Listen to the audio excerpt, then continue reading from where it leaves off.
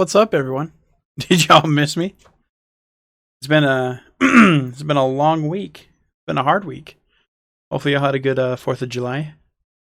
I'm Aaron. This is the podcast where friendship, gaming, and everything nerdy comes into play here. Breath of fresh air. 2 episodes weekly is what we hope for. Right now, we've been letting you down. We've only been doing 1, but super excited about today. We got a lot of shit we got to cover.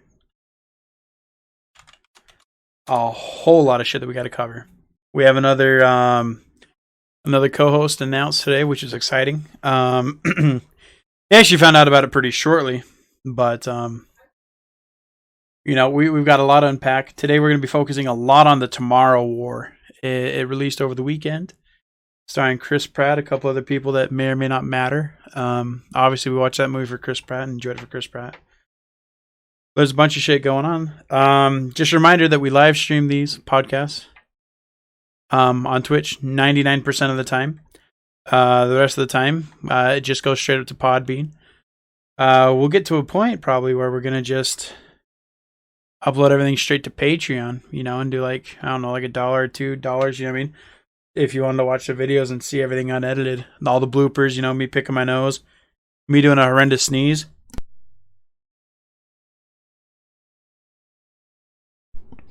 A lot of crazy shit like that.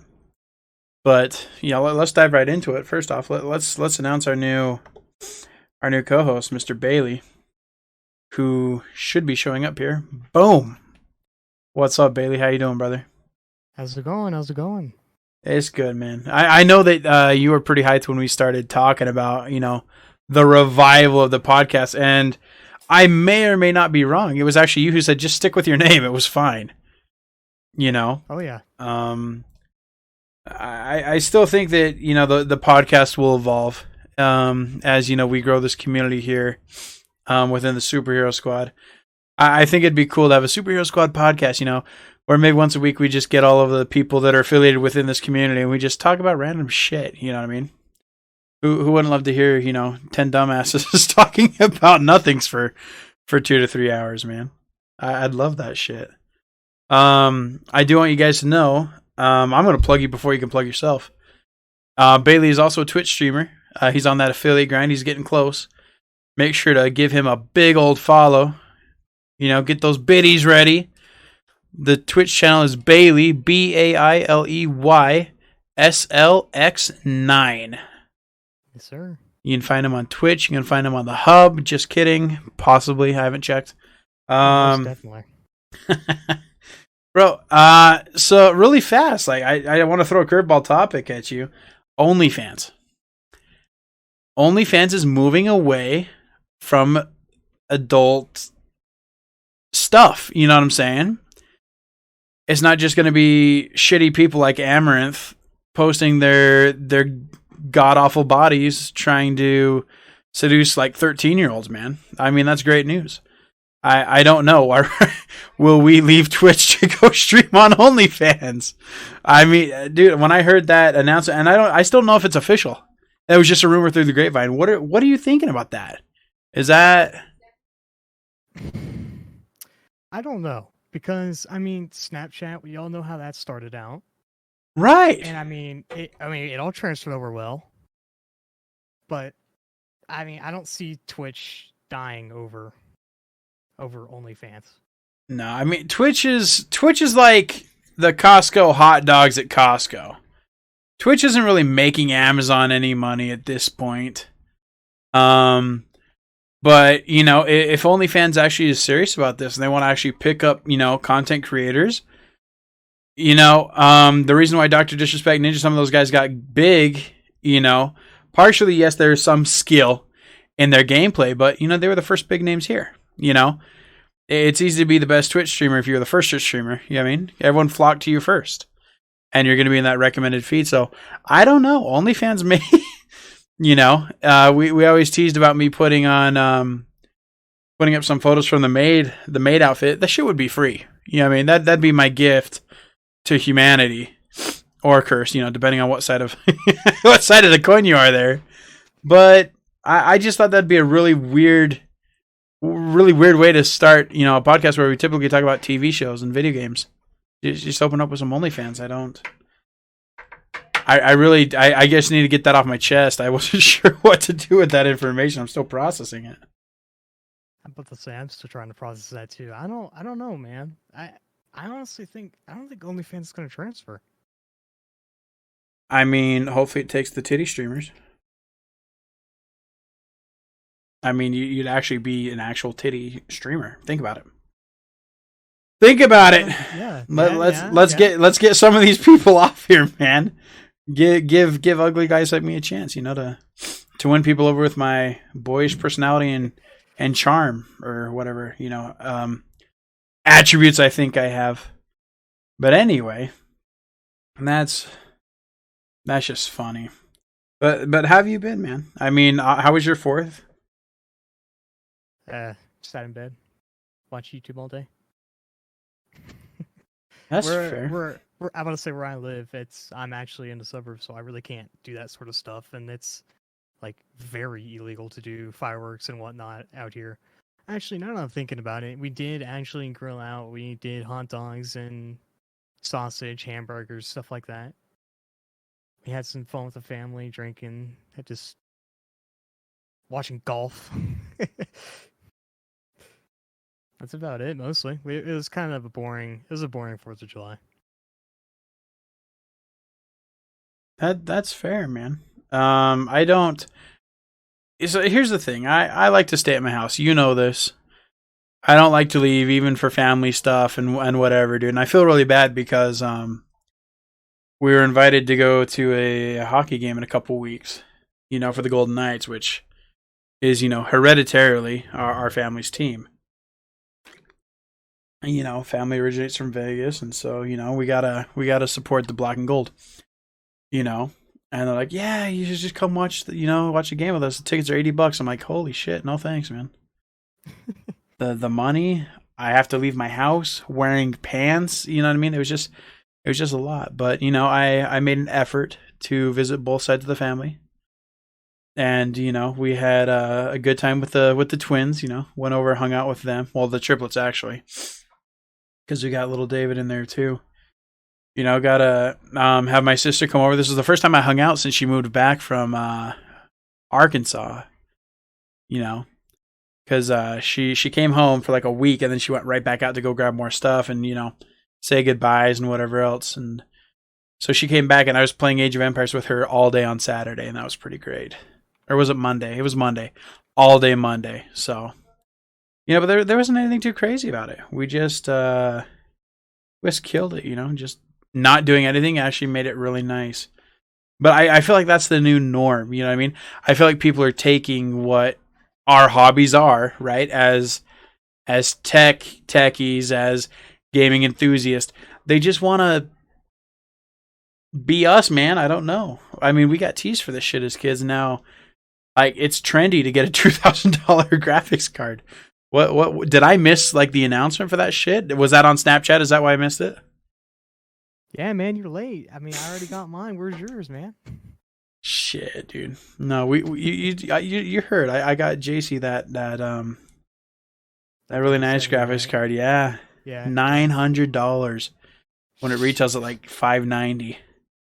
I can't believe this world today, man. It's ridiculous. You do crazy things for the ones you love, you know? You gotta... I agree, yeah. God, but that shit just drives me nuts. I can't believe... I mean, I can believe I did it, but I just can't believe that that's where we are right now. You know? I wouldn't have thought. About the graphics cards they've actually always been bad.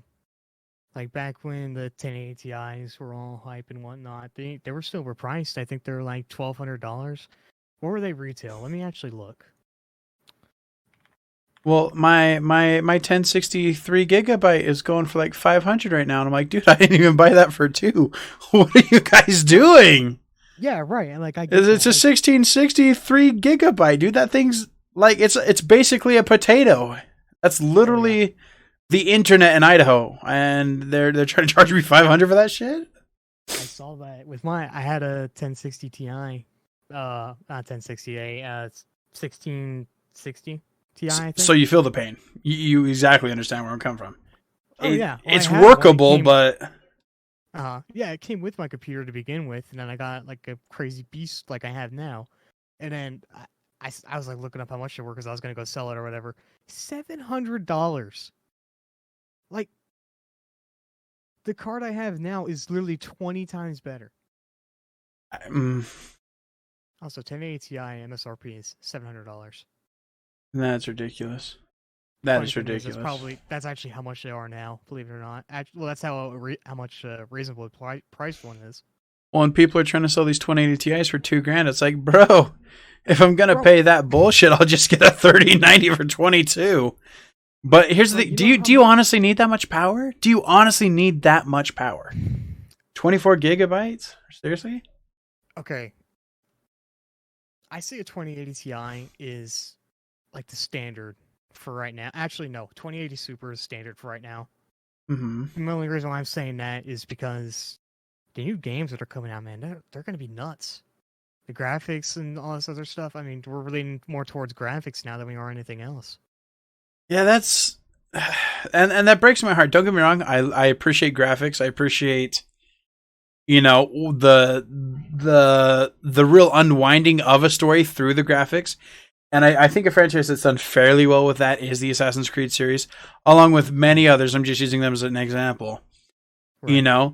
But the reason I fell in love with that series, that game, is the story. It's all, for me, it always comes back to the story. You know what I mean? I don't do a lot of reading, but I'll tell you what, I will read. It's a book called Ender's Game. I don't know if you're familiar with it. It's about this kid in the future who's raised to save the world. Long story short, okay? Mm-hmm. And the means of him doing that and everything was not great or conventional or humane, but they made him into the soldier he needed to be, save the world. It is what it is. No, right. Now, with that said, and I'll read that book 2 or 3 times a year. And that's really the only book I'll ever read these days. You know what I mean? I got audiobooks. I've got, what's that thing called where you listen to it now? Ebooks and stuff on Amazon. I mean, that's if I want to listen to a book, that's what I'll do. Driving to work or while I'm at work, bored out of my mind. But I mean, it was always a story, man. I'll go back to that book that was written 25 years ago or longer. I don't know, because it's such a good book. The story's so clean. And that's where I am, in that regard. So, but I don't know. I mean, don't get me wrong. I'm not going to talk shit on graphics. I love it. And am I frustrated that, some of these games, instead of being 20 gigs are like 90 gigs? I mean, yeah, it sucks because of the time, but at this point, I think the kids are more into graphics than the story at this point. And I think that shows a lot with games like Call of Duty. I was about to say, speaking of graphics and whatnot, they have we all know the game Cyberpunk. It wasn't ready. Let's just say that. The only reason why I bought the game was I heard the story was decent and the graphics were phenomenal. Well, where are we going from there? The game's been out for over a year now, I'd say, right? I think so, yeah.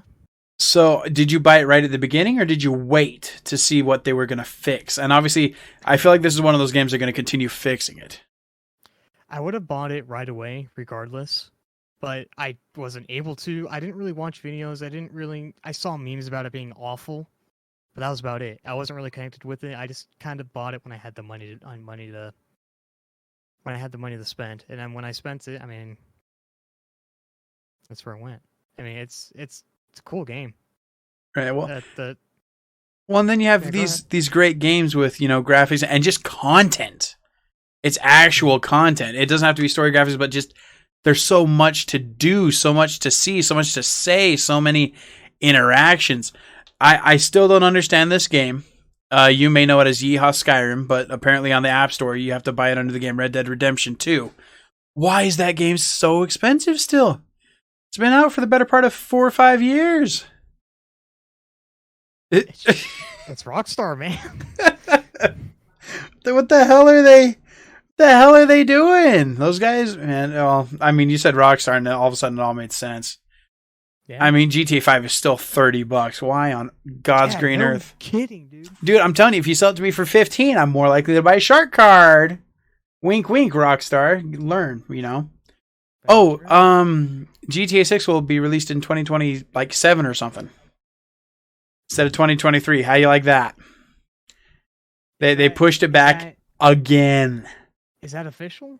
The pushback is official. The date I made up, but it won't be out before 2025. 100% guaranteed. Okay. Which is just dog shit, bro. You know, when our diapers were getting changed, we were playing GTA 5. You know what I'm saying? So like at some point, man, they just gotta buckle down. You know, and here's the thing. Take another 5 years, but that game better be the best video game ever. You know what I mean? I don't want 40 hours of load time.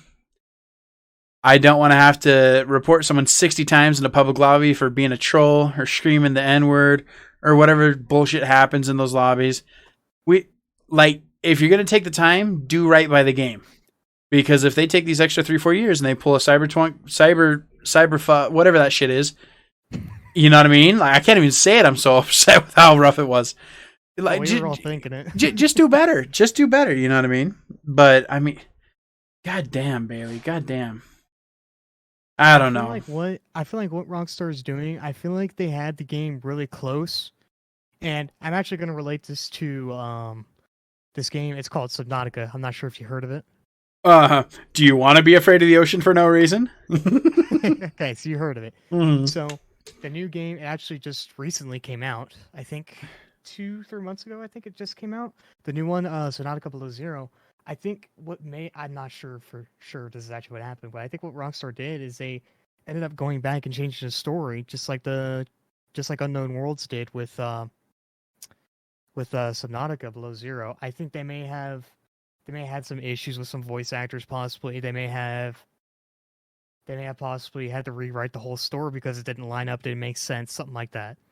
And in all honesty, that can happen, but. Right. That's just my theory. That's what I think. Why they're taking so long on these things. Either that, or it's going to be like a damn good game, and it's going to be like over 100 gigabytes to download for some reason. But right, and you just do right by the community. You know, when we had, you know, the start of the pandemic, obviously things changed. A lot of things changed, and that's okay. We're okay with that. We're willing to be patient. We're willing to wait. But what needs to happen at the end of the day is do right by the consumer, you know? And that's the thing. People are impatient, and that shows with Cyberpunk. I'm going to use that as an example. Everyone was frustrated, like, dude, the game, you keep pushing it back, blah, blah. There's a reason. If the game isn't ready, it's not ready. It's going to be okay. You know? It's like Amazon. Yeah. If Amazon delivers your shit in 2 days, and it's one of those horror videos that you see on YouTube, you know exactly what I'm talking about, bae. You know exactly what I'm talking about. Guy throws it at your door, you know, doesn't ring your doorbell, kicks your dog or some shit, you know, walks away. Was it worth the 2-day delivery when it could have been 4 days and someone didn't do that shit? You know what I'm saying? That's where we are right now. I think we, in our wanting to evolve and just make things better, faster, better, stronger, whatever, sometimes it's okay to step back and enjoy stuff for what it is, you know? And I hate to say stick with what the status is now. Like, stick to that status, you know? Stick to the rhythm. Keep everything where it is. But at some point, that's, you know what I mean? We're overdoing it with quick service and fast food and stuff. Why does it take you 28 minutes at McDonald's for a drink? It's because no one wants to work there now. Because the service and the whole objective of the company has been ruined by its clientele. That's right. Where we are. Right. So I mean, I just hope, like, GTA 6, please do right by it. You know, a lot of these movies that are coming out that delayed. Obviously over the weekend we're going to talk about Black Widow a lot because it comes out tomorrow. And we've got that midnight showing and stuff on Thursday. It's going to be great. I don't know how work on Friday is going to go, but we'll figure that out when it comes. But they could have released that with Wonder Woman back in last year or the beginning of this year or whatever, and how'd that go? It bombed. We talked about this last episode, Bailey. Wonder Woman lost over $100 million. So hopefully this is a time for Marvel to look back at Black Widow and say, is there any edits we want to make? Any last second reshoots? Is there any way that we can adapt this film to stay true to the story, but to still be able to connect with our audience? Because our audience has changed a little bit in this last couple years. You know what I'm saying? It's been 2 years since we've all sat at a theater at a Marvel movie. Is that crazy? Or is that crazy? Think about it. The last movie that was in theaters was that Spider-Man one, right after Tony Stark snapped. You know what I'm saying?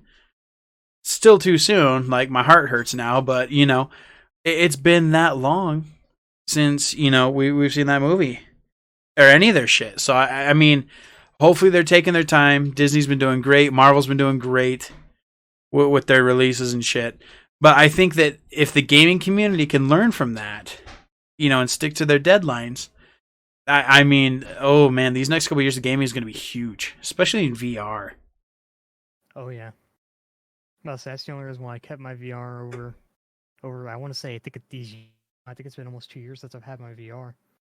It's been sitting in my closet for a year now because I've run out of things to do with it. Oh, I'm so excited! I'm so excited to see all of the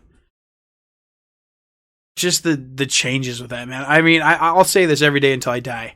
I can't wait for full dive gear. I cannot wait for full dive gear. I will happily be a sacrificial lamb for the beta for that. I would love nothing more than to get my brain fried if it means getting everyone closer to, full dive technology. That would mean everything to me. But anyways. I used to have the full body trackers, like the HTZ Vive trackers, the ones that would go like on your ankles and around your waist. I used to have those. I sold those because didn't really, yeah. I really only use them in VR chat, and I realized, oh my god, this is actually kind of stupid. Yeah, I mean, will it get there eventually? Sure, but today's not that day, But again, the leaps that just the VR community has done, even on just the developer standpoint, has been great. And you see that, man. More and more of my TikTok feed is VR stuff because I keep liking it. I keep seeing it. I keep liking what I'm seeing.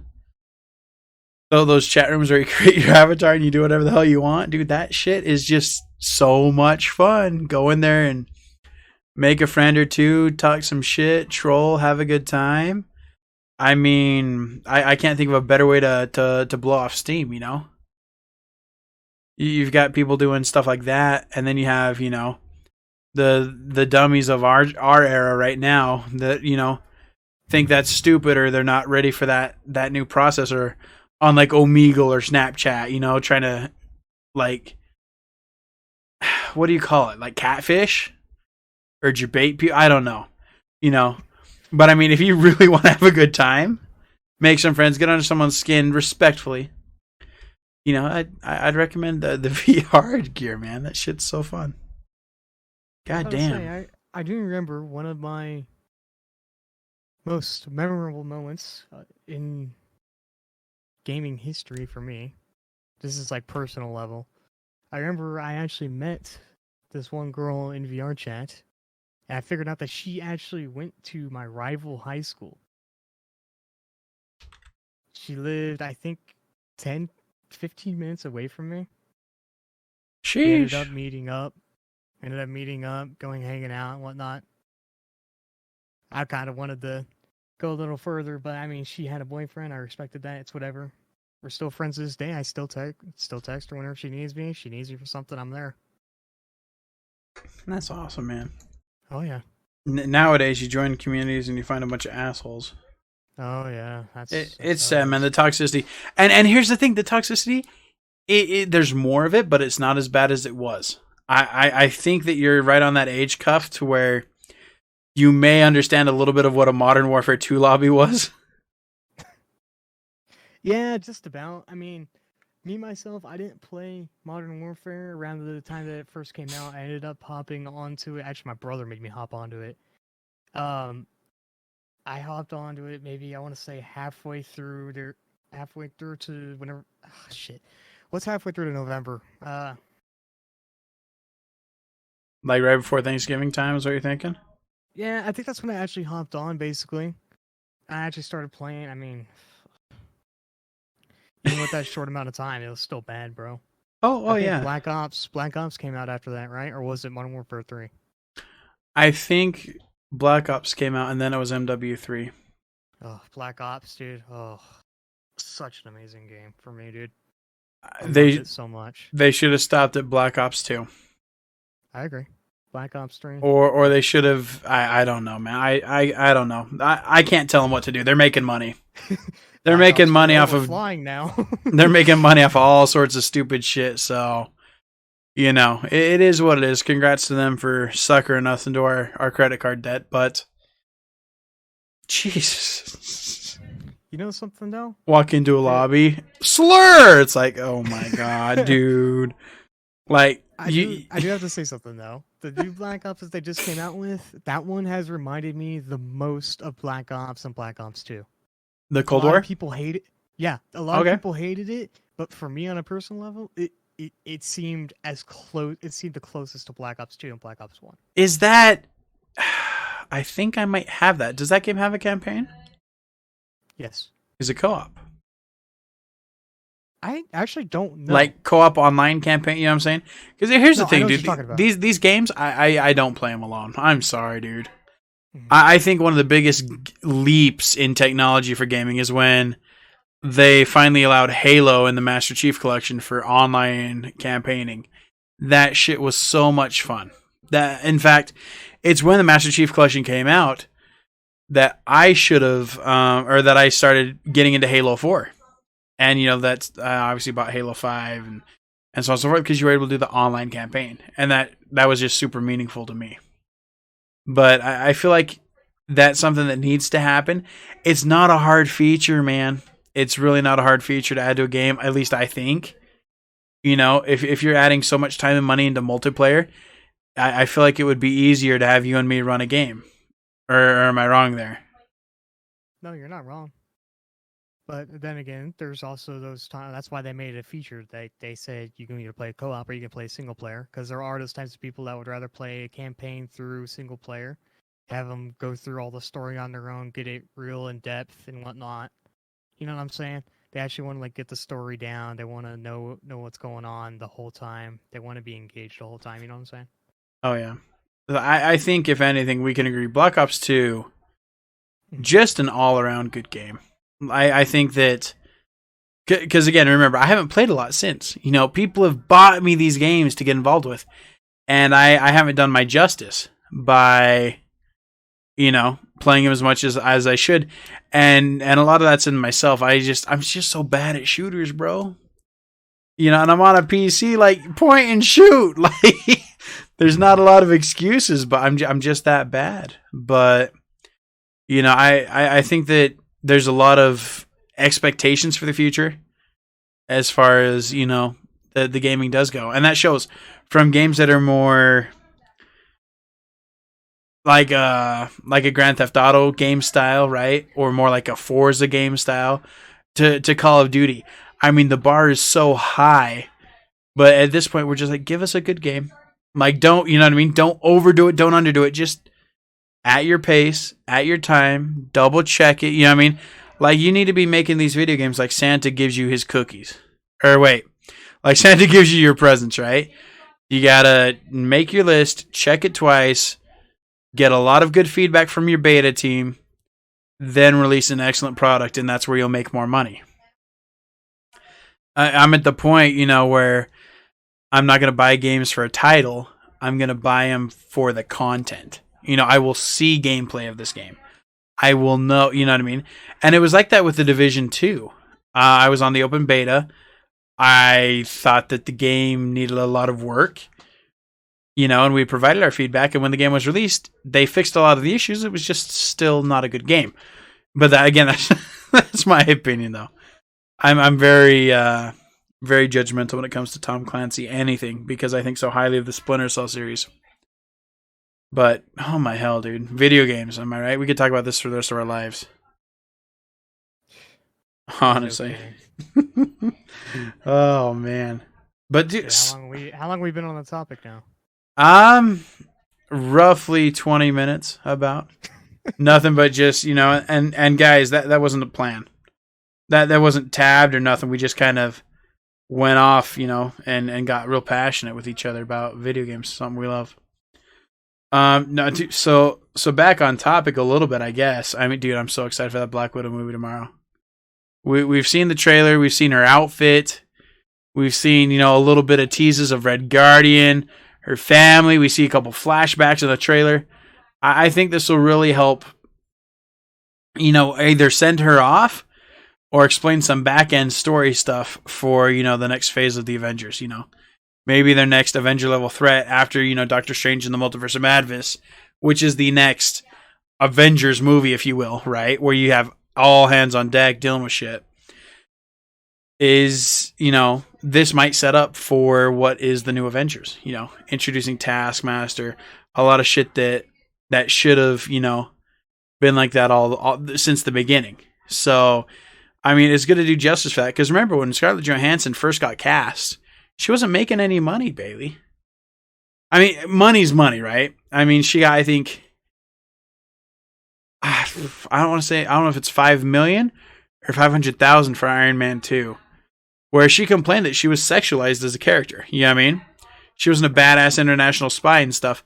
But here's the thing, she's just playing the part. She's not trying to catch Tony's guard, right? She's trying to be what Tony likes. So I understand Scarlett Johansson's complaints there, and I validate that. And I think this is also Marvel's way of saying, no, you were always a badass. You know what I mean? You had to play the part as a spy, You had to go undercover and pretend to be yourself, which is a really hot person. Yeah. And you got to go work with Tony Stank, right? So I don't know, dude. I'm so excited. I've got the tickets, and I'm just, I'm going to go home from work tomorrow. I'm going to shower, so I smell nice. I feel relaxed. Going to go to the theater. I'm going to buy that big drink. I'm going to sneak in some food. And we're going to have a beautiful, beautiful showing, bro. At this point, I'm just like, what am I going to sneak in, I mean, I hear families taking in whole pizzas and stuff. Dude, how the hell are you taking in a whole pizza? I think I'm sly with a little box of like 4 chicken nuggets from Chick-fil-A. I think I'm a badass then. And these guys are taking in freaking pizza boxes and stuff, dude. I'm dead. I'm dead, dude. I don't know, but I always go to the theater. I always buy the drink, man. I always get that diet soda. So if you do get candy or popcorn, it doesn't ruin your drink. You know what I'm saying? But no, that's exciting. Did you hear about the leak for Spider-Man? I did not. So Spider-Man, right? No Way Home is Tom Holland's 3rd movie of 6, and there was portions of a potential trailer leaked on YouTube where he was talking to another Spider-Man. And the other Spider-Man said, "Isn't it a school night?" And I swear to God, dude, that sounded like Tobey Maguire. So I think this whole trifecta Spider-Man reunion thing, I think that's actually going to happen. And that's really exciting. I see the smile on your face. Like, that gets me excited, dude. Which brings me a very hard question for you. Who is the best Spider-Man? We've got 3 to deal with. I want to hear your reasoning. What are we looking at here? Okay. So, I don't know if you know this, but I'm not a big movie person. I have watched some Spider-Mans in the past, yes. It was mainly the Tobey Maguire Spider-Mans, but in all honesty, I have to say him because that's the only one I've seen. Those are the only ones I've seen. And Tobey did great. Tobey was an excellent Spider-Man. I feel like if you had to look at all 3 actors, right, you've got Tobey Maguire, the original series that launched, in 2000 or something? 2002? Anyways. Then you've got Andrew Garfield, right? And I think it was 2011. And then you have, Tom Holland, who debuted in 2016. Now, amongst the 3, this is my thought, okay? I think that the best Peter Parker is Tobey Maguire. He's got the smarts, does the research. He's the nerdy, little quirky, right? Shy kind of. That's the Peter Parker we love. Does he have his quips? Yes, he does. But I feel like that's more of a Spider-Man role, not a Peter Parker role. You know, being a smart ass. And I feel like that's where Andrew Garfield shines, is in the suit. You know? He's, oh no, short knife, that's my only weakness. And he gets on the ground, dude. That villain was like, wait, what the hell? And then, of course, Andrew Garfield beats his ass. Right? I'm Spider-Man. You know? And then you have Tom Holland, who... he's a good mix of the two. He has his awkward with MJ. He has his I'm a web slinging badass in training, right? Because he's still so young. You know, and everyone's trying to ship Tom Holland and Zendaya, who plays MJ in his younger self, right? You know, and I think Tom Holland even recommended a sex scene. And he's 15. Like, chill, my guy, chill. You know, homie's about to catch a case, bro. I'm about to say, I'm pretty sure I heard y'all guys talking about that. I think it was episode 2, right? No, episode 3. I don't know which episode. Yeah, it was, he's recommending that they get down in this last one, and I'm like, don't know about that, coach. Pretty sure that's some charges, you know. Now, you know, if Tobey Maguire and Andrew Garfield kiss, you know, good game, you know. Slap each other on the butt, you save the day, Spider-Man, you know, hop in your portals and go home or whatever. I don't know. But, so it looks like we may have a Spider-Verse entry here within the MCU, which is super exciting. We weren't sure it was going to happen. It's all still rumors, though, until it's confirmed, right? Until we see the actual trailer that should be releasing any day now. But, I mean, at least that movie's still on for Christmas. So, if you want to be my Christmas date, I'd love to take you to Spider-Man. Get you caught up with what's new here. So, I'm a big Tom Holland fan. I love what he does right now. But, dude, I love Andrew Garfield. I do. I loved the emotion he put into Spider-Man. You know? And I love that the character Tobey Maguire brings. They're all great actors. They've all done the character justice. And I feel like that's what they're going to show in this third episode. If they get the boy band together. We'll have to see. I don't know. But yeah, no, in the line it says, isn't it a school night for you or something? And it showed another Spider-Man. And I started, you know. It was the worst YouTube teaser trailer leak I ever had in my life, dude. But anyways. So there's a lot of big shit coming out. Obviously, we've got, you know, we've been filled with Marvel. We've got Loki that's going on right now. Guys, I'm desperate to cover Loki. I promise. Like, you know, Jimmy would be here and we'd be talking about Loki right now if he was feeling a little bit better. Same with the Bad Batch, you know. So I don't know if you know this, Bailey. Bad Batch is a continuation of Star Wars: The Clone Wars. So with the Star Wars series, right, you have the Phantom Menace, Attack of the Clones, and then it just jumps from where Anakin's like 19 straight to, you know, his late 20s, if you will, or mid 20s, arguably, where he, you know, turns to the dark side, this and that, you know. And everyone's like, why in the hell don't we get to see Anakin as a badass in his prime, you know? If you think about it, the only badass shit he ever does in the movies is that one scene in Attack of the Clones, right, where they're all hostages or whatever. He has his moment, and that's not even a big moment. But then you have, you know, him in the Clone Wars. He gets his apprentice, Ahsoka Tano. You know, it shows how much the Jedi Order relied on him throughout that war. And it really sets up, you know, really good in Episode 3, where Mace Windu's like, you know, you're a member of the council. You've proven yourself, but we don't give you the rank of master, you know, which obviously for him, it pissed him off. But in that time, it was such an honor. You know, you're the first one ever to do this stuff. And you're still so damn young. You know what I mean? You shouldn't be on the council just because you're young, you know, but you are a Jedi Knight. We recognize that and so on. Anyway, but that gives you so much more context. But if you think about it, dude, once the Bad Batch is done, this last series about the Clone Wars, that's it.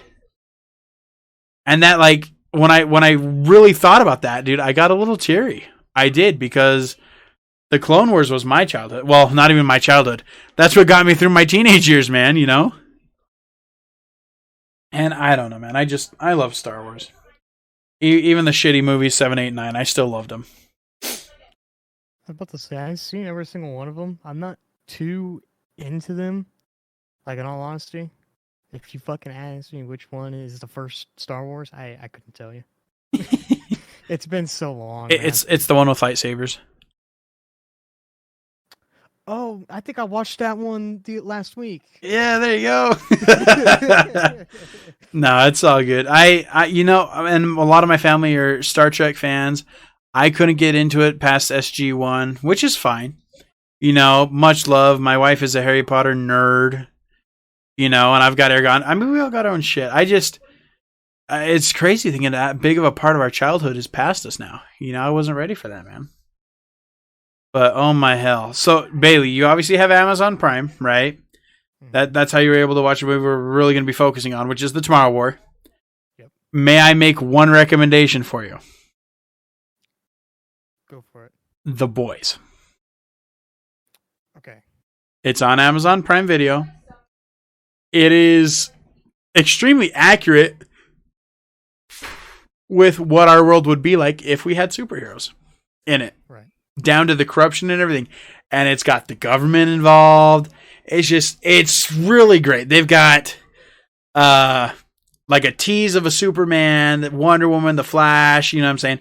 They got a lot of those superheroes. They even have an Aquaman ripoff, which is really funny. Really funny. He's arguably my favorite character. Just because of his development and his struggles and his character. Anyway, his name is called The Deep. Bet you know what that means. Anyways, but it's called The Boys. It's a superhero series on Amazon. If you are under the age of 18, I do not recommend it. There is a lot of nudity, swearing. It's just probably don't watch that if you're a kid, okay? If you're not a kid or you don't care, absolutely I recommend it to you. God bless. Enjoy the series. Let me know what you thought about it because we're going to be talking about that here soon.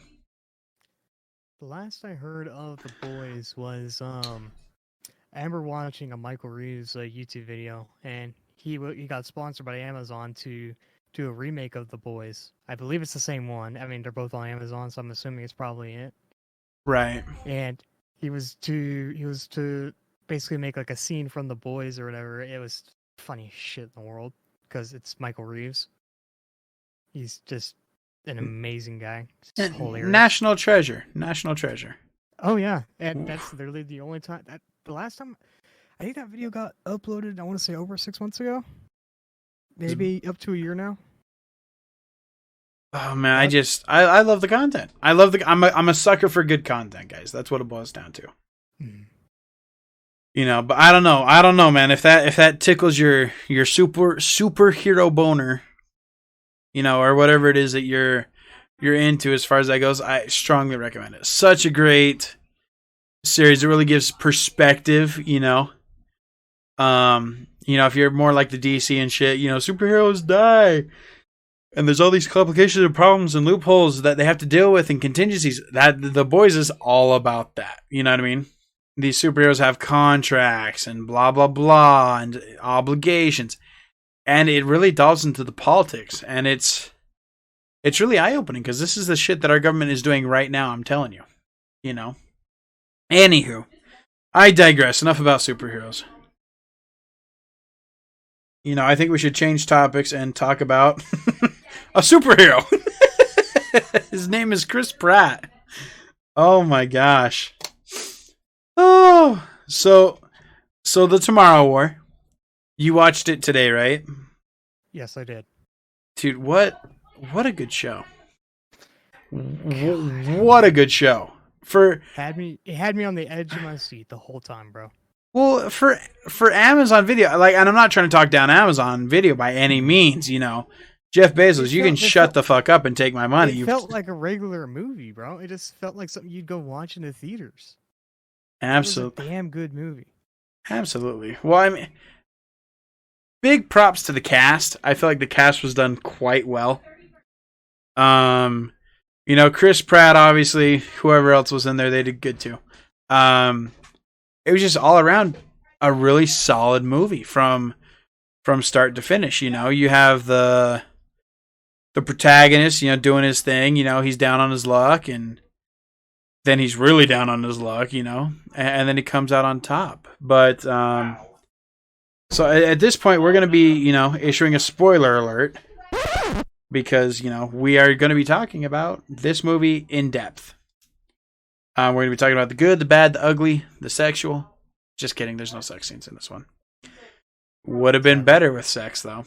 Oh, do you want to go to that? Should we do that segment? What a great segue. What a great segue.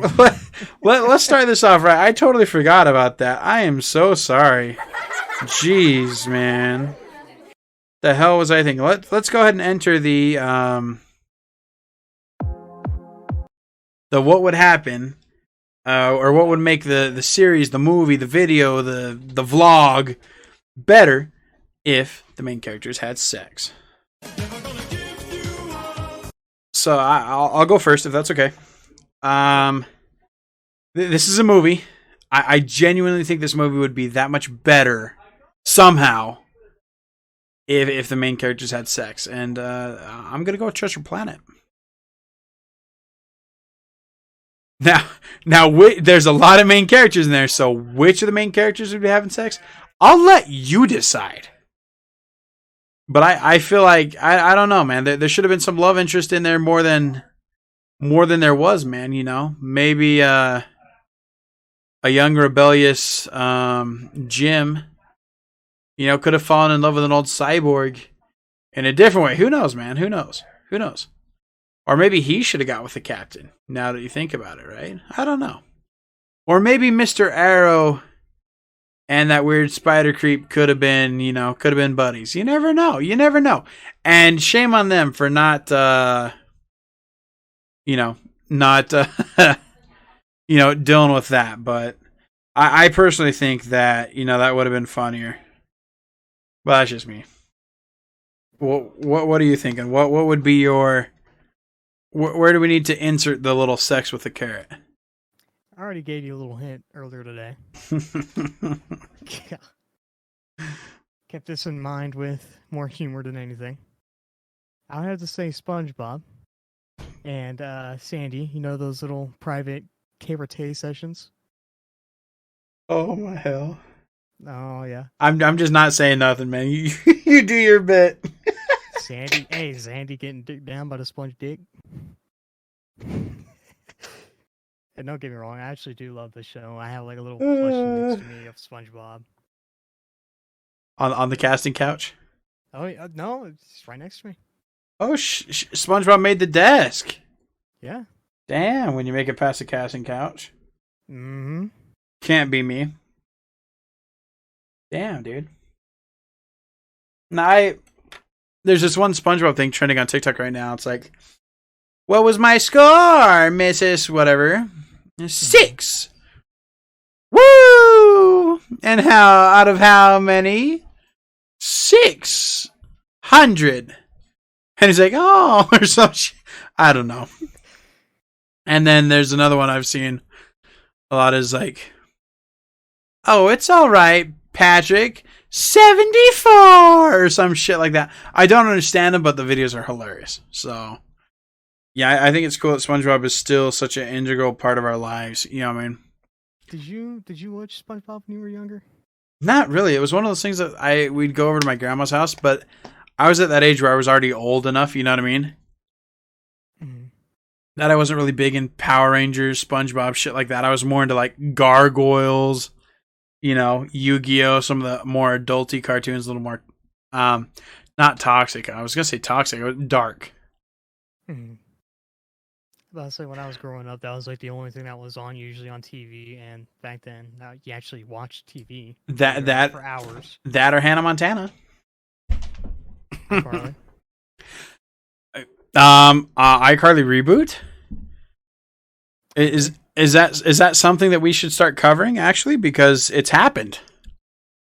It has. I think that we need to figure out where the hell what streaming provider has that, and then maybe tune in, because I watched a little bit of iCarly. It's sad that Jeanette McCurdy won't be going back, who played Sam. And it's really sad that Gibby won't be making a reappearance. You know what I mean? But if you think about where he is, wait. Have you seen the TikTok where Gibby, he's all grown up? They're like recording him, and he says some really stupid shit. Hold on, I need to find it. I need to send it to you. I bet. No, I mean, think about Gibby, right? That series kind of messed with him a little bit, you know, because all he's remembered for now is that. You know, just some little bit overweight kid who's really good looking, by the way. You know, without a shirt. You know, saying and doing stupid shit. Whereas it should have been, you know, and even on the Goldbergs, you know, he was known as shirtless somebody or some shit. You know, that's really hard on him. You know what I mean? Like, you know, you sure it's a job and stuff, but at some point that's got to take an emotional toll. And, you know, big props to him for being able to handle that. I can't even begin to, you know what I mean, figure that shit out. But, I added iCarly to our list, so we'll add that to what's going on here. See if we can figure out the iCarly reboot. All right. So, are you ready to dive into the Tomorrow War? Hey, yeah, I can't find it. We've been brushing around the edges. I'm just excited to tell people what actually a great film this was. So I'm not going to rate it out of 1 to 10 or give it an A+ or D- or whatever. No, I'm just going to tell you it was good or it wasn't, you know?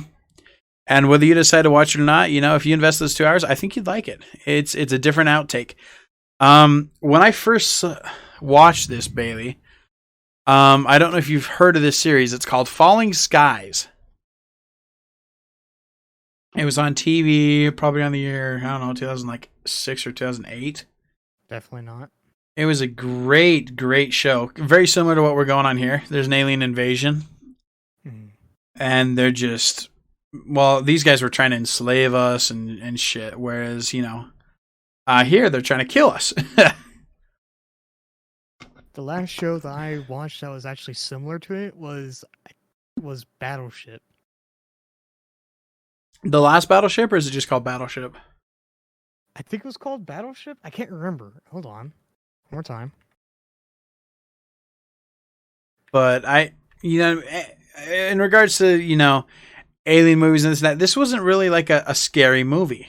You know, there weren't jump scares as much or any shit like that, which I appreciated, you know, because after watching a movie like A Quiet Place 2, where there's so many jump scares and shit like that, you know what I mean? It was nice to not have to, you know, shit myself during a movie. You know, having to pause it 15 minutes in because holy shit, you know. It was Battleship, by the way. It was Battleship? Have you ever seen it? Oh, if I have, dude, I must have. This had to have come out a while ago. Am I right? I think so. Yeah. So it's basically where an alien species invades the planet. They have their own type of, I don't want to call it battleship type of technology. Okay. Where they have these sorts of weapons where they're trying to, I don't know what they're using the planet for. I was too young to actually comprehend it then. I'm trying to use my mind to think of what it could have been. They were using the Earth satellites, so I think transport a message or something like that to somewhere else or something like that. But I think it was like hurting Earth, and they were trying to use the battleships that they had in the U.S. to take down what they had. They had like their own little like motherships or battleships as well, and they were just fighting, basically just battleship against battleship, just basically regular war. Was this a movie or was this a series? It was a movie. Movie. You have to go watch it. I need to rewatch it too because last time I watched it, I think I was maybe like 10. Well, I want this to be also something where we can just cover a movie, you know what I mean, like once a week. Mm-hmm. You know, just some random ass movie that someone says, watch this and tell us how you know what I mean? Mm-hmm. You know, or we can just come up with something like we did this week, you know, with the Tomorrow War. Mm-hmm. So, surprisingly, this movie was a lot like the trailer. Like, the trailer was very chronological with what was going on, the whole 9 yards, you know? You've got Chris Pratt, who his character's name is Dan Forrester. Mm-hmm. You know, he's a military veteran, right? And he was a scientist, out in the field, and he led a fire team for special ops or whatever, just your average badass. It shows him, after his service, just coming home to his family, trying to get this job, a big job in science to, help make the world a better place and whatever. And he gets shut down, and meanwhile his family's having a big Christmas party, the World Cup's going on. And in the middle of the World Cup, correct me if I'm wrong, people from the future interrupt the World Cup. From 2051. Yeah, from the year 2051, and they're like, hey man, we're losing a war against aliens that are wiping out the planet, like we need your help. That's crazy. Where do we go from there? Well, let's just say this, and the only people that could travel to the future were people that died in that future timeline. Because I'm sure some of y'all guys have seen time travel shows or movies where they say, oh, well, you can't go to a future where yourself was present or something like that. You know what I'm saying? And right. I'm you don't want that's the whole theory. Mess up the timeline or something, or a paradox. Yep. I don't know, man. A variant. I've been watching too much Loki. You're a variant. But that's what it is, So they show up at the World Cup. They're like, okay, so we've created a portal from us to you. It's not great, but it's what we have. We need you to help us fight what are called the White Spikes, which is a very mean alien. For those of you who haven't seen the trailer, because they didn't show what the alien was in the trailer, if I'm mistaken. If I'm not mistaken, it was think of like a saber-toothed tiger met a cockroach. But then it had twin tails in the back like this that would just shoot killer darts at you. I mean, the aliens were well thought out. This is something that it's unlike anything we've ever seen. At least me. And they're fast as hell.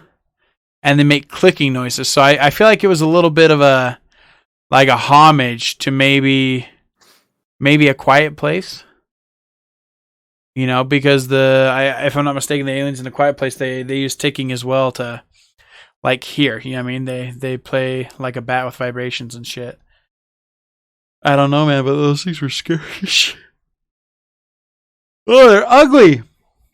Ugly ass aliens. We did say that there would be a spoiler, right? There would be spoilers. Oh yeah, no, we're telling the whole movie. Okay, so, and now I'm not sure if you did watch. Well, I don't know if this skimmed over you or if you're just not including it. But here's the thing, because whenever, actually, you know what? I'll probably wait because I'm looking at the thing here. It says we're going to be going over it here soon, and we'll talk about it then. Right. So Dan Forrester, right? These guys show up and stuff. So we're at war in 2051, like you said, with ourselves as allies, as the whole world gets together, and they're taking on these guys. So he gets drafted to this war, and he wears a special time traveler bracelet thing that sends him into the future. And then after his duty time, which is a week, I think, or so many hours, he gets beamed back automatically, assuming he's still alive. Right. If he dies, obviously they'll send him back in a casket, if at all. It depends on what's going on there. And Dan Forrester has this daughter. Her name's Muri. And she's a kid in the beginning, so she's not really sure what's going on. Dad's leaving, that's bad. You know what I mean? Yeah, she seems really smart and stuff, and he's like, don't worry, I'll be back, everything will be fine. You know what I mean? I'm not gonna, leave you and your family. So he travels to the future. Things don't go as planned. They don't get sent to the coordinates they were supposed to. They get thrown into the middle of nowhere. The typical shit show that any of these movies have, right? So they wind up in the middle of nowhere. He calls his team together and shit, and they're waiting for the command to reach out and help them, get to safety. What are their orders, this and that. So command, says they finally get in touch with him and they're like, hey, we need you to do this rescue op, blah, blah, blah. So, Dan being one of the team leads for all these drafted recruits who have had maybe 2 or 3 days of training on how to kill aliens and survive and shit. He shows up with his buddies and they try to go save these scientists who are under attack at a research lab. They don't make it in time. All the scientists have already been killed and everything. So they try to extract, whatever information and shit that they can to salvage the lab, right? Because they need to figure out how to beat the aliens, right? And most of these wars are won by intelligence. Whoever has more information on their enemy, so they know how to beat them. So they roll up. They grab the information they need to and they leave. A couple people die. They encounter these white spikes. And these things are scary as shit, man. The first time you see them, or the first time they're seeing them in the movie, And when they drafted, it's like, are you going to show us what we're up against? Like, nope, we're not going to show you because if we did, you wouldn't do it. So I feel like one thing we did leave out, if you serve and you die in service, $1 million is given to your family, which I think is a nice gesture. Mm-hmm. Future me, if I die in a car wreck in like 2 years, I'm not living to see the 30 years. I can go up in there, fight for, the world. And if I do die in action, I know that my family's, taken care of well here for the next little while. Could be worse, you know what I'm saying? But, so anyway, so this whole mission's just a bust. The white spikes attack. Everyone's getting their ass kicked and shit. They send in nukes, right? They nuke the city. And somehow don't nuke, the couple of survivors out of that big company that made it. Only a handful of people made it from the company. Most of them died immediately. They get transported over to the special headquarters and stuff for the resistance, right? So you've got people from all the countries there representing China, US, the others. And sorry, I'm sure Russia was there too. Little shout out to my love Russia. Russia, France. But anyway, yeah. So these guys show up, and he meets who the commanding officer was once he's done, treating his wound and stuff because he did get hurt in the fight. And he's talking to some random guy, and this guy's like, Colonel Forrester. He's like, I'm not a colonel, dude. I'm just leading this little fire team. And the guy's like, I wasn't talking to you. And then this lady walks up. She's like, yes, whoever the hell you are. And he relays the information. And I think this is really cool that, as Chris Pratt, who is Dan Forrester at this time, is talking to who he finds out is Murray Forrester of the future in 30 years. Where she is, a leader of this rebellion. I'm going to call it a rebellion. Against or resistance, I guess. Against this alien invasion. She grows up fine. She goes to MIT. She's a genius, and she loves science. And so she's been researching a cure for these guys for how many years did it say? Do you remember? Or not a cure. What's it called? It's like a pesticide? Eradication something? A toxin. It's like a toxin that'll kill. Yes, a toxin. That'll kill all of the aliens, the species. Like literally disintegrate them. Yeah, so she's been trying to figure this out for years. And she went out of her way to bring her dad from the past, knowing that he was going to die before the 30 years was up in that timeline to handle, and help her, is the goal, save the world. Which is kind of cool. So at this point, she's able to teach him a couple things. Like the only place that you can kill these white spikes is in the face. No, I'm sorry, the neck and the gut. Is that correct? Yes. Because they have and the necks, and I believe, yeah, just the necks basically. Well, and you see how heavily armored these things are. They're literally like like yeah, cockroaches with the thickness of their. You could see like one of the first scenes where they encounter a lion spike. They're trying to shoot it. You could see it's like covering itself, like it has like armor plates or something on it. I don't want to say armor plates. It's just whatever protection they have. And whenever they're shooting at them, they're purposely putting I think it's like their backs, like the top of their heads. They're putting it towards the bullets, and then whenever they attack, they get out of cover and actually use their tails or actually bite them and eat them. Yeah, that shit's scary, man. It's shit's scary. Mm-hmm. You know, so obviously the humans are losing terribly. There's less than 500,000 humans left on the world. We're wiped out. This is it. This is like the last stand. You know, it's really sad. Right. But you know, they go to this special camp where they're doing like a last final push to find like the queen of all these aliens, these whitetails, to, you know, try to take some of her DNA, capture her, see if she's the key to this toxin. Because if they can kill her, they can kill all our followers or whatever. And so that's their goal. So they go there and they're trying to capture the queen. Things don't go according to plan, per usual. Maybe you go back a little bit. Where do we want to go?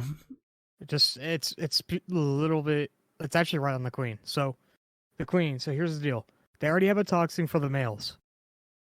They tried using it on the queen or the female, which the female is like bigger. She's way more aggressive, way more angry. They tried the toxin on her, and it wouldn't work. She was immune. So they were trying to basically capture the female into a cage, which, oh my god, that action scene was awesome. They tried to capture her, put her in a cage. They ended up succeeding. Go ahead. No, you're good. No, go for it, man. You take it from there.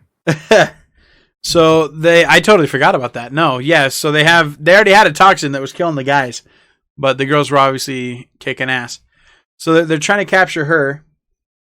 And at this point, I'm trying to remember now, dude, because I totally missed that part of my notes. Let me try and go from memory. Let me know when to stop. Okay, so they capture her in the cage. There's Forrester, actually, let's rewind a little bit. So, what's her name again? Murray. Murray. She told Dan to stay in the helicopter. Murray went down, basically to seal the deal with the female. Dan, he looks into the tree line. He sees birds starting to fly away. He's a little suspicious. All of a sudden, a whole bunch of males start swarming towards them. It was like one of those Jurassic Park scenes, don't you think? Where like the T-Rex is coming and everything's running towards you. Exactly. Okay, that's right. So then, Dan he thinks fast real quick. He grabs a gun, goes down the rope, goes down to help her daughter out. Ends up succeeding, captures the female. They end up ripping the female out of the ground while she's in the cage, and then they try to take her. To, I think it was the research base. Yes, the research base, or like their main base of operations, or the resistance base. And the males are all jumping on the other helicopters. The other helicopters were like basically protecting the helicopter that was carrying the female. Basically committing suicide just to protect them, chopping them up in the blades. Oh, that was awesome. They jumped from the cliff. Yeah, they jumped from the cliff, ended up... I can't remember if they actually got on to the main helicopter that was carrying... I don't think they did. I think they did, but they ended up shooting them off, I think. Okay. I can't remember. But anyways, they kept taking them back. They ended up arriving at the research base. I don't believe I'm missing anything else. Alan, you know what you're doing now? I do, yeah. No, you're good. Okay. So they acquire the female, and at this point, you know, she's explaining, we have this toxin. We need to figure out what's wrong with it, why it's not affecting her. So it'll still affect the males while killing her as well. So they're going through all this testing. It's taking, what it looks like to me is, it looks like it's taking days. And Yes, 2 days, 48 hours. And they do have a nice meal of veggie lasagna. Don't forget that. It's a very important highlight of the movie.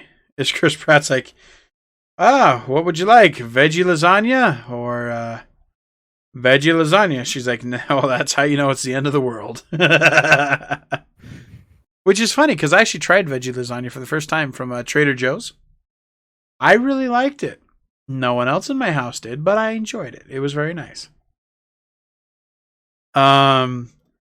So they're working on finding this cure, and she's struggling, and obviously, time for him to be a dad, right? And have his big motivational, hey, you're going to save the world, and we're going to save the world together, and blah, blah, blah. And she's like, dude, this world is past saving. If we even can find a cure, I'm going to send it back with you to the future. Or wait. Past. I'm going to send it with you to the past to prevent this future from happening. And it's like, well, no, that's fine. I'll take it back. We'll mass produce it. Then we're going to come back and help you. And she's like, okay, whatever, like that's not going to happen. May I add, that was kind of dumb. I mean, I get it. It's your daughter and all that. You got attached with her in the future, but you got one back in the past. You just going to leave her there, or? No, and she was cute too. Oh yeah, definitely. Daughter was a looker, man. Well, Chris Pratt's a looker, so. Well, and he's. You think he's just gonna go date his daughter? And he's. Well, wait. Hold on now. Does this movie take place in Alabama? I don't know. No, actually, I think it was Florida, Miami, Florida. Florida, the new Alabama, confirmed. Hey, Florida men, bro. They do a lot of crazy shit. Yeah, you haven't lived till you heard the words Florida, man. Yeah. So, they're able to finally, at the end of time where he's got minutes left before he's got to go back, they figure out the cure, right? Mm-hmm. And at that time, as they're dealing with that shit, as they get the cure, and they're going to go test it on the female wakes up and starts, rah, rah, doing her famous shit.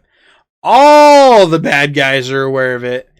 The aliens are... They could have injected her with more of the sleepy shit. Yeah, I don't understand why they didn't kill her on the spot. Or that. I mean, they could have just injected it with more the sleepy shit, but yeah, nope, apparently not. They don't have a thing that automatically does. I mean, they're in 2051. They don't have a thing that'll automatically inject it into her every hour, because they said it needs to be injected with, I think, morphine. 180 milligrams of morphine. Holy shit, that's a lot of morphine, every hour. Right, and I'm not going to defend that plot issue, but at the same time, it is the military. Not to talk shit on our military or the world's military, but some of those guys aren't the brightest. I respect the hell out of what they do, and I'm grateful for their service. But at the end of the world, you know what I mean? A lot of people aren't thinking. Remember that this is a movie. They did it on purpose. Oh yeah. Well, and even in a hospital, you'll see some stupid shit happen all the time in hospitals. It's like, you paid how many hundreds of thousands of dollars to go to school and you're a dumbass? You know what I mean? Just to prove that point, there was someone on TikTok who is literally a surgeon who could not open up a beer with a beer opener. She didn't know how to use the beer opener to pop off the cap. So, again, an idiot's born every minute. But regardless, they did their best, I guess. So whoever was supposed to be injecting it with the horse tranquilizer didn't do their job, and is the reason the world ended. But so obviously, all the aliens are coming for the queen. They know where she is. They're pissed. She's pissed.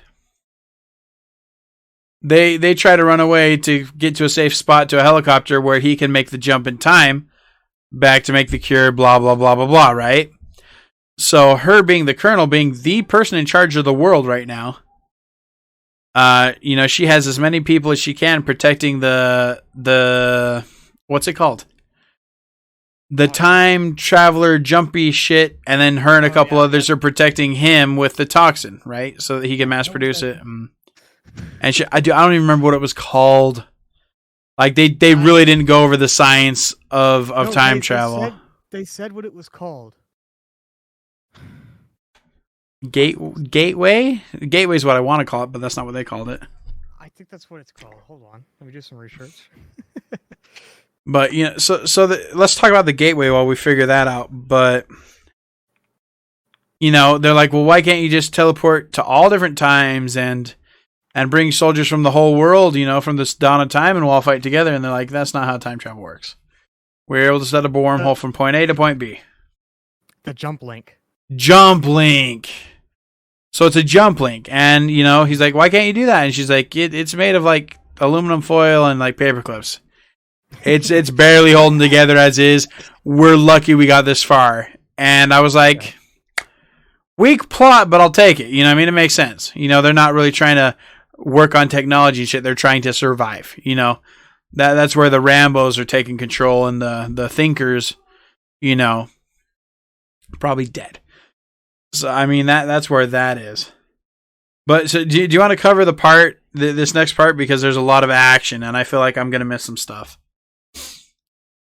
So they're trying to make their escape, right? Mm-hmm. Oh, okay. So they're trying to make their escape. Let's just start where they were. So the female woke up. She did her screech. Yeah, her mating call. Well, what she actually said was she said the baby, bro. She did. Let's go. Okay, so she did the baby call. She had all the males come running to save her, basically. So Dan and her daughter, they're running, trying to get this to the helicopter, like he was saying. They ended up getting ambushed multiple times. Jesus. I don't want to say ambush. I want to say they just kind of ran into him. Yeah. Mm-hmm. I could tell the female was, I think, lighter in color and was also bigger. But Did she? He said something about a red belly. I don't remember that, yeah, but red belly too. Do you remember? Was she the one that got burned? Yes. They shot the tank. Okay, so that was the female. So I remember the female. They caught her off guard. The female. She pulled down the daughter. Like this, little bridge thing. It collapsed, sort of. It was hanging on by a thread. It caught her. The female basically fell off. The daughter was just hanging on to the grip of his dad's hand. It's a Mufasa moment. It's a Mufasa moment. Yeah. Ended up losing grip. The girl fell. Then Dan, being the idiot he is, goes in, jumps after her. Last second. Obviously, he's trying to touch her, so I'm assuming he was trying to touch her so he could bring her with him back to the past, maybe. I mean, that's what I thought when I saw him do it. Yeah. But he jumped down and tried to grab her. Last second. Jump link got him, teleported him back to the past. Last second. So, in easier terms, daughter's dead. Well, and at that point, I'm like, bro, this movie pisses me off. I was like, what the hell? How do you end a movie like that, man? That's what I said. But then I was thinking about it. I was like, okay, wait, hold on. He just went back to the past. He still needs to do all this other crap. So the daughter's still in the past. So I was like, okay, that's good. That's good. So. Right, and then he's like, I made you some content. So he goes in the past, right? He mass produces this serum or toxin, I guess, depending on what side of the battle you're on, to eradicate this shit. But he doesn't know really where to find them or when they'll be here and shit like that. So, what he does. I feel like we should include Charles here. We do, but I also missed a key point. During that that whole fiasco where he's like, I'm going to save the future and shit. One of the guys who was out there with him, being Rambo and shit, gave him the claw of one of those dinos, or one of those, alien raptor dino looking motherfuckers. And so he takes it to get it analyzed, and they find volcanic ash. Like a Chinese volcanic ash or something. Yeah, like a Chinese volcanic ash or something. And we missed the kid. The fact that he's a teacher. Yeah. Yeah. So anyway, he goes to this kid that he teaches because, even though he's a military badass and shit, he's a high school teacher. Okay, hold on. Let me go back. Let's yeah. So this all makes sense. So Dan is a teacher. He's a biology teacher for high school, I'm assuming. It's biology, so yeah, obviously. Mm-hmm. So I think he was saying, so who wants to share? He was talking about something. Who wants to talk about this, and this? So then there was like people like kind of just sleeping, kind of just like, whatever, it's boring. There's no point because of this alien invasion that's in the future. Blah blah blah blah blah. So then he's like, okay, well then, what do y'all guys want to talk about? This kid named, what was his name? Special Boy. Martin? I don't know. Hold on. Give me one moment. I have no idea. But he's like that annoying kid that's a know-it-all about volcanoes, and this is his time to shine.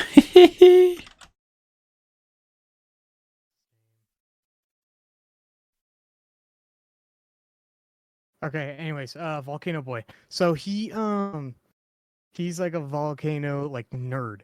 So Dan's all like, what do y'all guys want to talk about? The volcano nerd raises his hand. He's like, I have something, I want to talk about something. And like Dan's all like, anyone else? Okay, cool. And then he's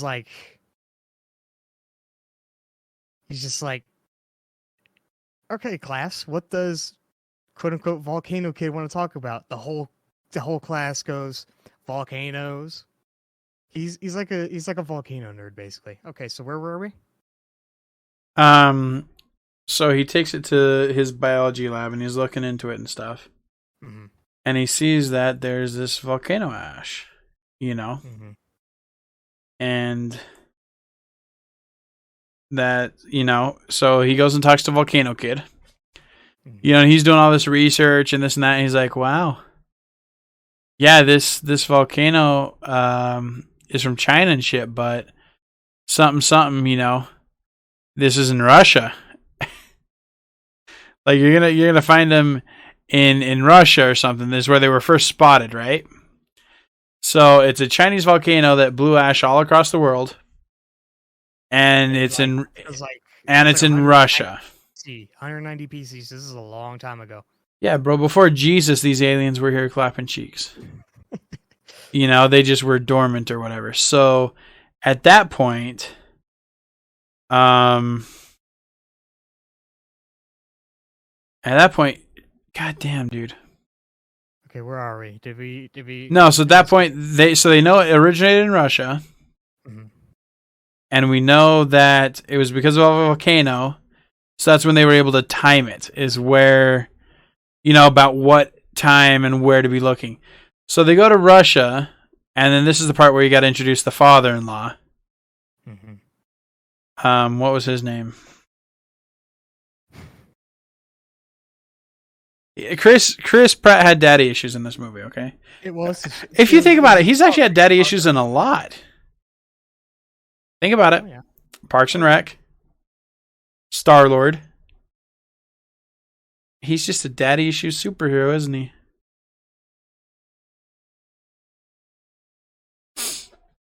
I'm sorry, I think that's just funny. Oh, shit. So his father-in-law is very familiar with, getting by, this and that. James Forrester? No, that's him. He goes by Dan, but his first name is James. Okay. It could be James Senior or something. I don't It know. could be. That makes sense though, because he hated his dad.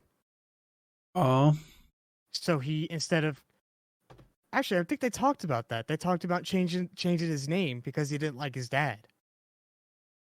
So I think his dad's name was like James. I think it was James Forrester. I think Dan's name was like James Jr. Something like that. I don't know. James Dan Forrester Jr. And so he goes by Dan because he doesn't like his dad or something. I think that's how it went. They were actually talking about how they changed their names and whatnot in the movie. I remember that. Hmm. That's interesting. Yeah. So his dad's an international super spy. Super spy! And anyways, so they go with him. And, he gets them somehow safely to Russia to go on this secret mission because the government won't believe him. Everyone's fighting each other. There's rioting in the streets. 2020. Everyone's too busy fighting each other than the actual problems in this world, which are the aliens are going to take over. So at this point, they go to Russia. They're looking around everywhere for this damn thing. They finally find what they think is the cave that leads to the alien spaceship, so on and so forth. And do you want to cover the spaceship portion? Because, there's just so much detail here, Bailey. Jesus. Yeah, okay. So they go into the spaceship. They end up finding aliens. Not the aliens, but aliens. So they find some aliens that are not the white spikes. These aliens, they're like upside down. It's clear that the ship crash landed on Earth. So, and these guys, they're completely frozen and ice. I actually think those aliens are dead, believe it or not.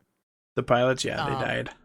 Yeah, I think so. And then it started to make sense that saying, oh, these aliens never actually wanted to invade. They didn't have any bad intentions or anything.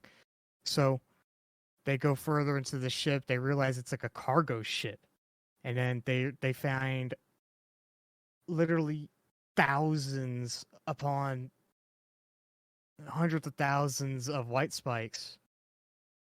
And what would you call? Are they in like a cryo sleep, basically, or I don't know. I felt a lot of like Master Chief, Halo 1 vibes. You know what I'm saying? In a cocoon, like frozen. Yeah. So, and what I think actually thawed them out and awoken them was actually that explosion which revealed the ship. That's what I think it was.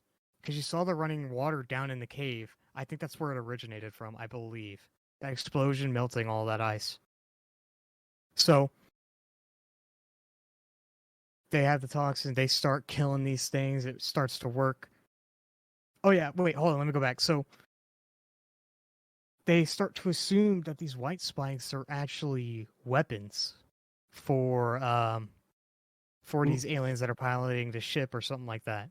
Like troops.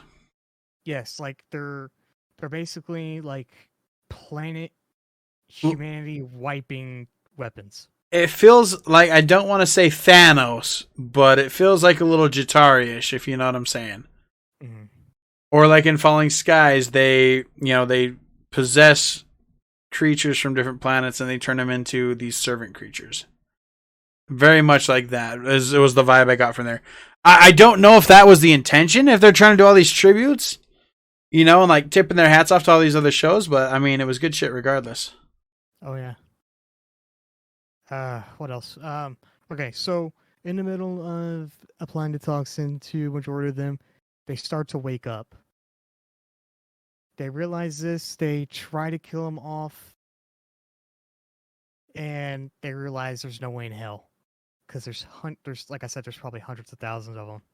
So what they end up doing is they place C4 all over the ship, and the Rambo guy, the one who had the claw, he said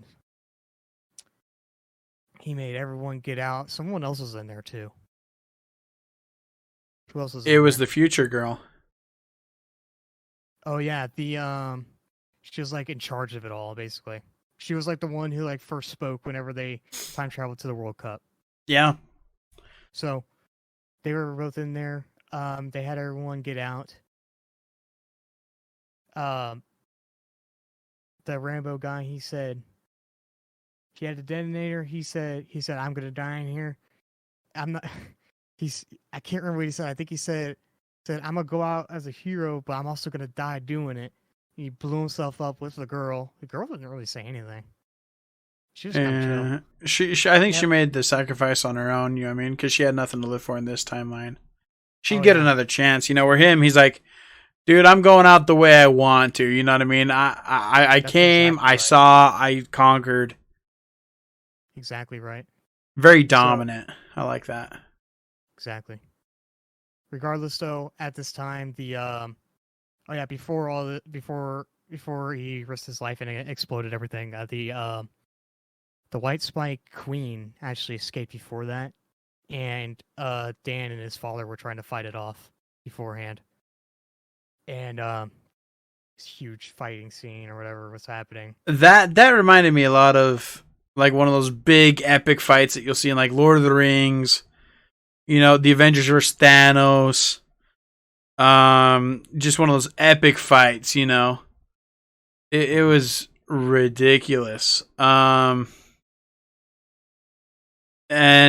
props to that White Spike, bro. That Queen White Spike was a nasty bitch. Oh yeah. They shot her a bunch. They did all sorts of mean shit to her, bro. Her eyes out. Yeah, I mean they she was literally blind for half the fight. Never underestimate a blind, bread-bellied Indian. Jesus, dude, there was so many like tributes. That there was actually a little bit of a tribute to help me with the video game. Soap McTavish and Captain Price are on the ice and they jump from one area to the other. It's one of the Call of Duty games. But it's a big tribute to that. Because they were using like the ice picks and the whole 9 yards to like anything that they could to make it work. You know? Ice picks, the last game I remember that had ice picks was either Modern Warfare 2 or Black Ops 2. Yeah. Could have been, you know what I mean? Black Ops 1. Black Ops 1, sorry. So they're dealing with that, you know, and I mean they're fighting with everything that they have to survive. And she gets a couple good licks in on both of them, if I'm not mistaken. Yes. But at the end there, they were able to shoot her with the toxin in the tentacle. Mm-hmm. Or in her arm, I don't remember. You know, she's like, oh shit. You know, and she bit off that part of her body. She's blind at this current moment, by the way. Yeah, which, you know, she felt the pain. She took off her own limb to stop it from spreading. Right, like a lizard will lose its tail when it's afraid, you know, just so it doesn't drag it or whatever. So she pulled that shit, and we were like, what? And she continues to beat their ass. They're trying to beat her ass, but she's just bigger, stronger, faster, meaner, has teeth and claws. You know, Chris Pratt luckily is able to get her a second time. Like right. If I'm not mistaken, he threw it in her mouth. Yeah. And then she bit it, and it exploded in her mouth. And then her head just fell right off. I remember I was watching this with Jaden, and you know she falls off the cliff, and she's like, "Rah!" or whatever, right? Because the villains have to fall off a cliff. It's very Mufasa-y, you know. They have to hit every single rock on the way down too. Oh, absolutely. So she's falling down the down. You know, she's getting her ass absolutely killed. And Jaden, as she's falling, he's like, I wonder if she'll survive. Splat. Yeah, no, she fucking exploded. She was gone. Oh, yeah. And then, you know, they're obviously in the freezing cold of Russia, freezing their asses off, and then they just kind of lay there and they're like, oof, you know. Just kind of chilling. For real. You know, and Charlie comes in out of nowhere. And then the random guy, the one friend he made, shows up and he's like, "Hey, I'm glad we're all survived." And I forgot he was even in the movie, bro. I forgot his ass was in the movie. I thought he died in the shit too. She laid down next to him. He was like, "I got one." Speaking about Charlie here, one of my favorite parts of the movie is whenever they were going down the stairway, and Charlie the whole time he was spraying at him. He was just like shit, shit, shit, shit, shit, shit, shit. Oh, that's right. He said shit for like a minute straight. Yeah, no, we wouldn't stop. He would not take a breath. He was just spraying the fuck out of it. It was so funny, dude. I couldn't stop laughing. God. That was great. So many things about that movie were right. Oh yeah. It had a good amount of comedy. Perfect amount of everything. Yeah, Anyways, they end up heading back home. Dan ends up introducing his father to his daughter. And after that, they pretty much just live a happy life after that. Just happily ever after. Yeah, he introduces his daughter to his dad. Oh, that also, they were not. He drives an amazing Mustang, by the way. So beautiful. I can agree. Oh. I think he talked about it in the hangar too, when he was trying to get help the first time. And he's like, "Look at my Hellcat." And I'm like, "Wow." Or his Mustang. It's his Mustang. I'm sorry. No, he's like, "Oh, did you get this big thing?" It was like a Jeep or something like that. He's like, "Yeah, I got that thing, and there's also the Mustang around the back." Yeah. Yeah. Jeez, dude. Great movie, dude. Such a great movie. So there's a couple things that people aren't going to understand that we need to figure out with them. Mm-hmm. The first thing is hold on now. I think they should just go watch the movie and find out for themselves. Unless you really want to talk about it. Well, no, I just want to cover a couple aspects that I didn't understand in the name of clarity. So now again, we've already touched this a little bit. It's 2051. Mm-hmm. We're still using Humvees.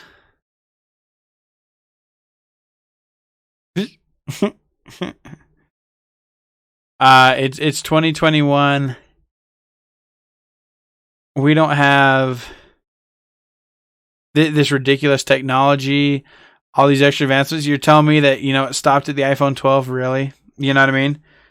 Like there's got to be extra stuff that's making it work. I don't know. Dodge Dart there, dude. Like, what the hell?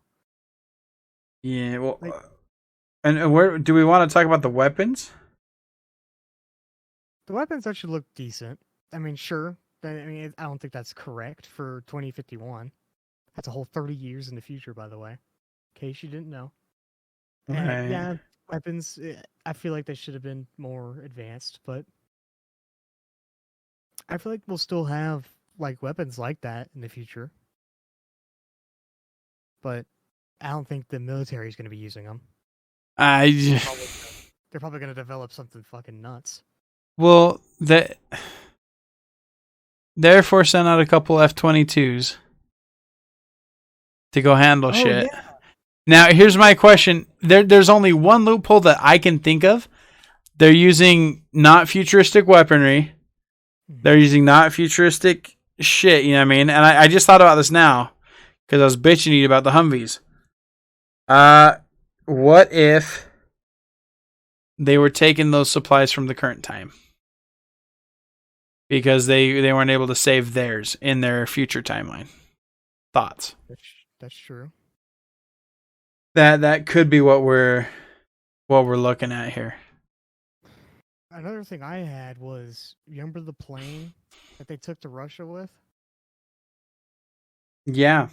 That, plus the planes that the military used to nuke Miami. Those are just regular ass jets. Bombing jets. That's what we use today. Right. I mean, years old. Yeah. No, what they bombed the city with, those were F-22s. Ridiculous. Mm-hmm. So that theory is a theory until it's confirmed, but I mean it seems pretty probable. It just makes sense, The guns, nothing was out of the ordinary, out of the special, whereas, Call of Duty predicts it will have robo suits that make us stronger, kind of like a Mechasult, Titanfall, kind of a vibe, going on there. So again, there's a lot of speculation on what was from the future and what did they take from the past to help them fight. You know what I'm saying? Mm. I feel like obviously the laboratories and shit, that was from the future. You know what I mean? Because she was able to do a lot of work, a lot of fast. Mm. I feel like here that would have taken a lot longer. But she'd been working on the serum for years. She said that. Oh, yeah. Yeah, I think she just needed the right motivation, the right push to finally do what she needed to. So, which is ridiculous. But, damn. Overall, obviously, I loved the movie. Will I watch it again? Absolutely. Probably sometime soon. Oh, yeah, same for me. But, there's a bunch of shit that, we might not even have caught up on in our analysis. And just our storytelling, We're not the best storytellers, guys, but we did our best, So you have an idea, a little bit of the plot, things that we loved. Obviously, I don't think there was a hurting for action. I feel like this was very action-packed. The story wasn't like one of those movies where you have like that filler, you know what I'm talking about? Like in Mission Impossible movies. It's like 15 minutes of just yawn. There was constantly important dialogue, and it kept me entertained the entire show. And what kills me is I was tired of shit that day. So it just goes to show you it was very engaging for me. I felt very involved.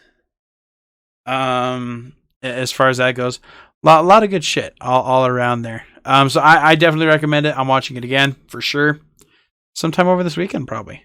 What are your thoughts? Wrapping up. I don't know, man.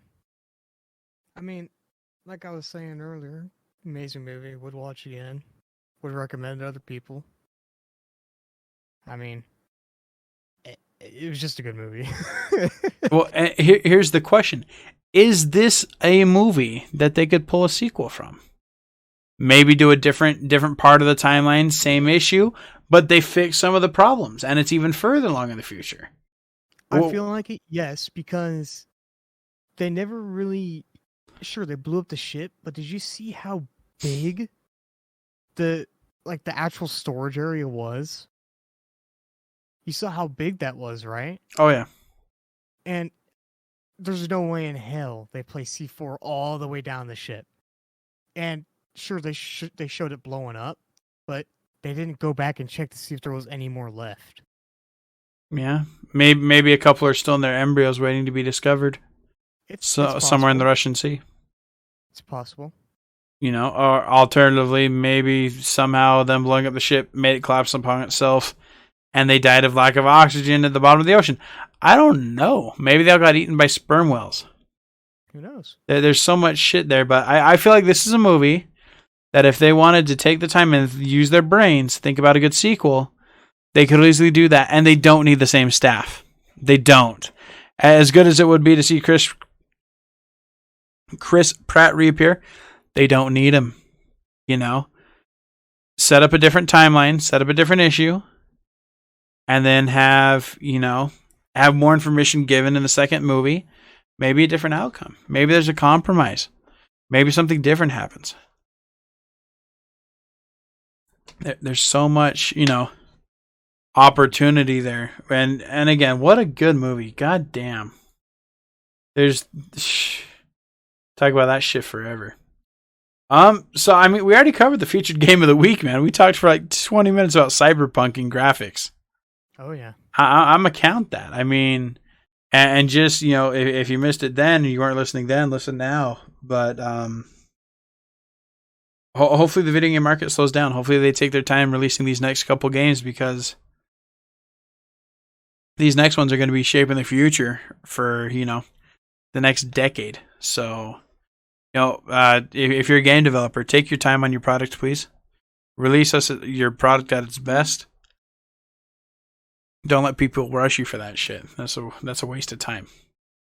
I do want to really quick talk about what we're looking at next couple episodes of the podcast here at Breath of Fresh Air.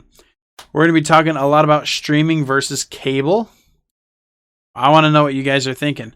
I want to know if you guys are those who are listening to music or listening to shows on Amazon Prime Video, Netflix, Hulu, Disney Plus, or if you guys are still paying for Dish or what's the other one, DirecTV or cable and all that other stuff, I really am interested in that because we've turned away from that shit, and I want to see where everyone's minds are. Obviously, want to talk a little bit more about those services, the pricing. Is it better or worse? Comparing and contrasting those two. Obviously, we've added a couple topics ourselves. So we want to figure out more about the iCarly reboot.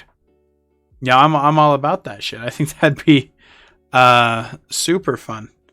One thing I do want to share with you, Bailey, is the meme of the week. Before we call it a day here. So this one, a gentleman shows up, for a prostate exam. Okay, and he goes over to the doctor and says, "Hey doc, this is my first prostate exam. Where do you want me to put my pants?" And the doctor says, "Set them over there next to mine." And then the patient just gives you that look, you know what I mean? What? I'm gonna do what with my who? Dr. D, how about we don't do that? But the look that the patient has, he's just like, oh, so funny. So funny, so funny. And the twist comes and he's like, alright, I'm down. Yeah. Now, I love these doctor memes. They're funny as hell, man. They give me a whole new perspective on how your life can be ruined. Additionally, Jesus Christ. God damn. Well, this is the shitty part, man. I don't want to leave, But we've covered all that we needed to. We've done it. We took our time. We were thorough as shit, Bailey. I appreciate you taking the time out of your day. When you could be doing anything else, man. You were here hosting the podcast with me. I appreciate that. Please plug yourself, man. Where can people reach out and find your content? Oh yeah, Bailey SLX9 Twitch, stream whenever the hell I feel like it for right now until I get my schedule all sorted out. But eventually I do plan to do at least twice a week here in the future. Everything else is kind of just non-existent for right now until I get moved up here, get my fan base up a little bit, if you know what I mean. Absolutely, man. Absolutely. I appreciate you on here. Guys, I'm telling you, if you look at Bailey SLX9 on the hub, you may or may not find him. I don't know, but I'm optimistic. Just at the beginning. Hey, man, I'm hoping, man. I know exactly what I'm doing after this. Jesus. Now, thanks, guys, for tuning into this episode of Breath of Fresh Air. Appreciate you guys being awesome. I do want to remind you guys that we do launch videos every week. And we're going to be covering movies, shows, games, pop culture, whatever you're needing. We just want to make sure that we're letting you know what's going on in your lives, okay? So, with that said, you can catch us on Twitch at twitch.tv/AaronKL93. That's where all the plugs are for everything. You can find us in the Discord. You can find us on podbean.com. Special shout out to our sponsor, Podbean, where you can get your stuff set up for free. And you can pay for some great services to really better your podcasting experience. That's it, man. We'll see y'all next week, and God bless.